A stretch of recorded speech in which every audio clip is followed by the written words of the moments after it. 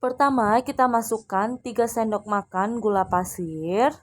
Lalu akan kita tambahkan 1 sendok makan Fermipan. Pastikan Fermipannya aktif ya. Lalu kita tambahkan 800 ml air. Jangan lupa diaduk-aduk hingga tercampur rata ya. Nah, jika gulanya sudah larut, selanjutnya akan kita pecahkan 1 butir telur. Gunakan telur yang bersuhu ruang, kita aduk-aduk juga ya. Jika telurnya sudah larut, selanjutnya akan kita masukkan 500 gram tepung terigu. Kita masukkannya sambil diaduk hingga tercampur rata.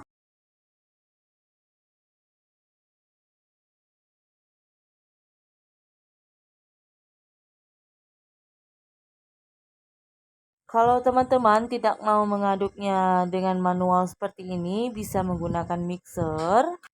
Selanjutnya akan kita tambahkan secukupnya pasta pandan.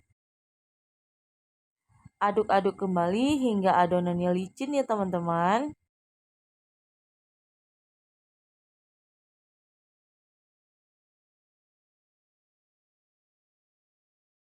Nah, setelah adonannya tercampur rata dan tidak ada gumpalan tepungnya,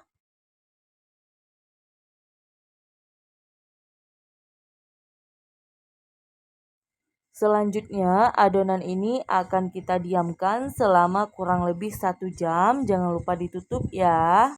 Nah, setelah 1 jam lebih, selanjutnya akan kita siapkan loyang. Jangan lupa diberi dengan olesan margarin supaya bagian bawah serabinya nanti tidak terlalu kering ya. Nah, adonan yang sudah kita fermentasikan jangan lupa diaduk-aduk.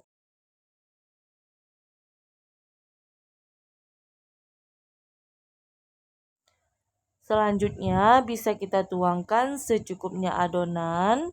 Saya pakai centong sayur untuk menuangkan adonan agar takarannya sama ya.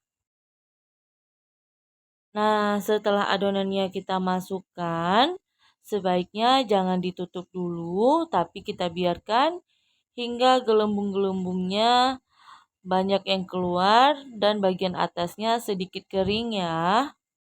Agar nanti serabi kita lebih berongga dan berpori-pori. Nah, setelah lebih berpori-pori, selanjutnya akan kita tutup. Kita biarkan hingga matang sempurna. Ini contoh yang sudah matang, selanjutnya bisa kita balik. Kalau bagian bawahnya sudah kering, bisa kita angkat ya. Nah, ini contoh bagian bawahnya sangat cantik ya teman-teman. Tidak ada yang gosong. Nah, lakukan hingga selesai ya, hingga semua adonan habis. Untuk kuahnya akan kita masukkan secukupnya santan. Lalu kita tambahkan 1 bulatan gula merah. Masukkan juga secukupnya pandan. Lalu akan kita masak hingga gula merahnya larut. Nah, jika sudah larut seperti ini, akan kita tambahkan 1 liter santan. Jika sudah, selanjutnya akan kita tambahkan 250 gram gula pasir. Kalau suka manis bisa ditambahkan. Nah, untuk bagian atasnya, teman-teman bisa lihat sendiri ini bukan keruh karena santannya, tapi karena gula merah yang sudah kita masak di awal. Ini tidak apa-apa ya, nanti akan kita saring. Lalu akan kita masak hingga mendidih. Kalau teman-teman mau lebih kental, teman-teman bisa menambahkan 3 sendok makan maizena yang dilarutkan dengan air. Lalu masak hingga matang ya, agar yang makannya tidak sakit perut. Selama memasak kuah kincanya, jangan lupa diaduk-aduk ya, agar santannya tidak pecah dan hasilnya lebih cantik ya teman-teman.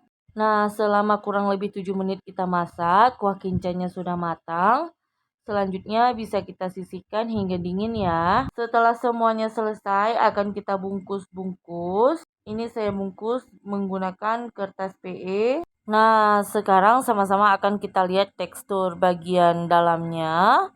Ini berpori-pori sekali ya teman-teman. Tapi ini akan saya lihatkan saja, tidak untuk saya rasa karena masih berpuasa ya. Teksturnya sangat lembut sekali. Sepertinya akan cocok sekali dengan perpaduan kuah kinca gula merah dan serabinya. Masya Allah sekali ya takjil hari ini. Terima kasih buat teman-teman yang sudah menonton hingga selesai. Jangan lupa tekan tombol subscribe dan membunyikan lonceng notifikasinya. Terima kasih.